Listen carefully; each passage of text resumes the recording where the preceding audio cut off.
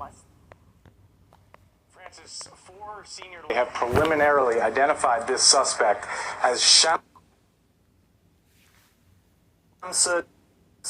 Din Jabbar, with a date of birth of October 26, 1982, and they're still working on information about his background and potential travel history, and obviously investigating whether there is an ISIS connection here. But again, Shamsud Din Jabbar. We're working to learn any information we can about this person. There's a divorce record in Texas with someone by that name who appears to have had children. We're working to figure out whether that's the same person. But that is the name we are being given as the identification on this now deceased subject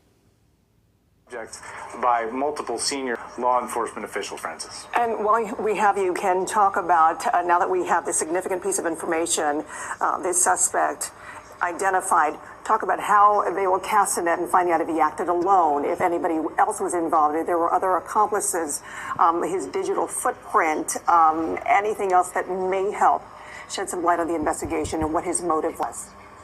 Yes, you're absolutely right to speak about the digital footprint. We all have them, and that is a great help to law enforcement in a situation like this. Even if this person wasn't active on social media, we all leave digital dust everywhere through credit cards, geolocation on our phones, all kinds of devices that we use, and they have been for hours running down every stitch of that information to figure out who he's been in communication with. Obviously, they're investigating the vehicle, which may not have been his, where he got that. It had Texas plates, obviously, how that came to be, who, and essentially who he was communicating with on all platforms. Now, there are encrypted platforms that make it difficult for the FBI to look at the content of communications, but often they can find the to and the from on almost anything. And so they're running all of that down now. They're obviously trying to talk to relatives, trying to look at whatever job history, medical history, anything they can learn about this subject